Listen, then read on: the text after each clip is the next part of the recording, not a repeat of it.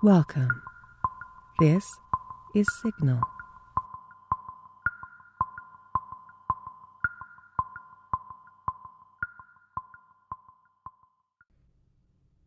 The Book by H.P. Lovecraft. My memories are very confused.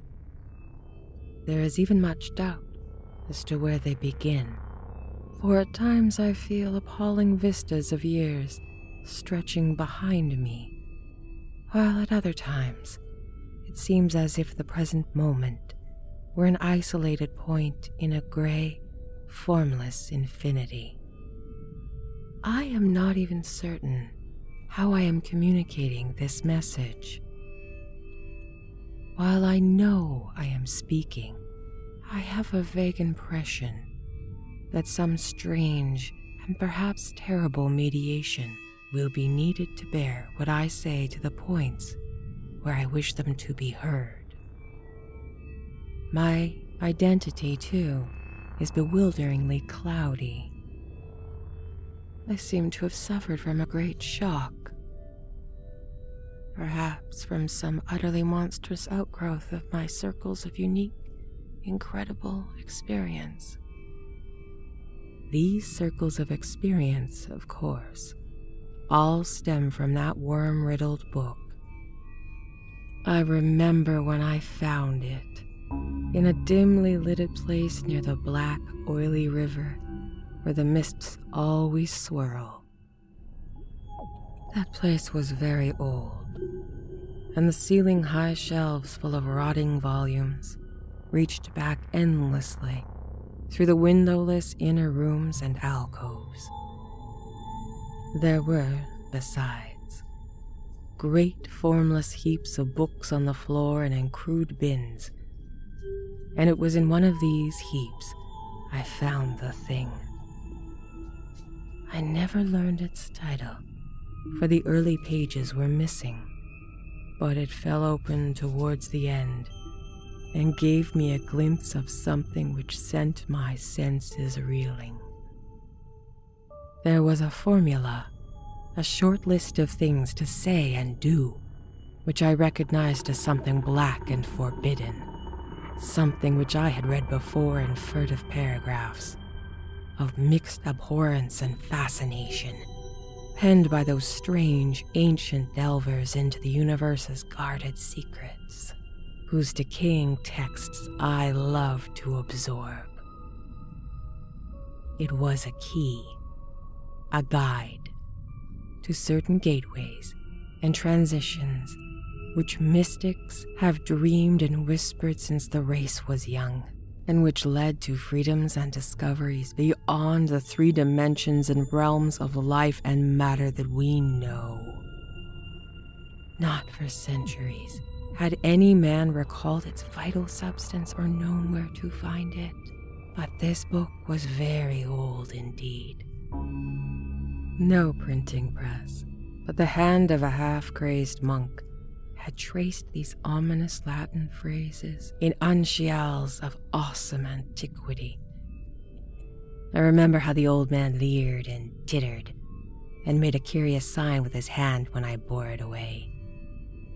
He refused to take pay for it, and only long afterward did I guess why. As I hurried home through those narrow, winding, mist-choked waterfront streets, I had a frightful impression of being stealthily followed by softly padding feet. The century tottering houses on both sides seemed alive and fresh with morbid malignity, as if some hitherto closed channel of evil understanding had been abruptly opened. I felt those walls and overhanging gables of mildewed brick and fungus plaster and timber, with fishy, eye-like diamond-paned windows that leered, could hardly desist from advancing and crushing me. Yet I had only read the least fragment of the blasphemous rune before closing the book and bringing it away. I remember how I read the book at last, white-faced, locked in the attic room that I had long devoted to strange searchings. The great house was very still, for I had not gone up till after midnight. I think I had a family then, though the details are very uncertain, and I know there were many servants. Just what year that was, I cannot say, for since then I have known many ages and dimensions, and have had all my notions of time dissolved and refashioned. It was by the light of candles that I read. I recall the relentless dripping of the wax, and there were chimes that came every now and then from distant belfries. I seemed to keep track of those chimes with particular intentness, as if I feared to hear some very remote, intruding note among them. Then came the first scratching and fumbling at the dormer window that looked high out above the other roofs of the city. It came as I droned aloud the 9th verse of that primal lay, and I knew, amidst my shudders, what it meant. For he who passes the gates always wins a shadow, and never again can he be alone. I had invoked.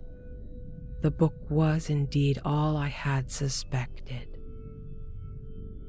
That night, I passed the gateway to the vortex of twisted time and vision, and when morning found me in the attic room, I saw in the walls and shelves and fittings that which I had never seen before. Nor could I ever after see the world as I had known it. Mixed with the present scene was always a little of the past and a little of the future, and every once familiar object loomed alien in the brand new perspective brought by my widened sight. From then on, I walked in a fantastic dream of unknown and half-known shapes, and with each new gateway crossed, less plainly could I recognize the things of the narrow sphere to which I had so long been bound. What I saw about me, no one else saw. I grew doubly silent and aloof, lest I be thought mad. Dogs had fear of me, for they felt the outside shadow which never left my side. But still I read more, in hidden forgotten books and scrolls to which my new vision led me. I pushed through fresh gateways of space and being and life patterns, toward the core of the unknown cosmos. I remember the night I made 5 concentric circles of fire on the floor, and stood in the innermost one chanting that monstrous litany the messenger of Tartary had brought. The walls melted away, and I was swept by a black wind through gulfs of formless gray, with the needle-like pinnacles of unknown mountains miles below me. After a while there was utter blackness, and then the light of myriad stars forming strange, alien constellations. Finally I saw a green-lit plain far below me, and discerned on it the twisted towers of a city built in no fashion I had ever known, or ever read of, or dreamt of. As I floated closer to the city, I saw a great square building of stone in an open space, and felt a hideous fear clutching at me. I screamed and struggled, and after a blankness I was again in my attic room, sprawled flat over the 5 phosphorescent circles on the floor. In that night's wandering, there was no more strangeness than any former night's wandering, but there was more terror because I knew I was closer to those outside gulfs and worlds than I had ever been before. Thereafter, I was more cautious in my incantations, for I had no wish to be cut off from my body, and from the earth, in unknown abysses whence I could never return.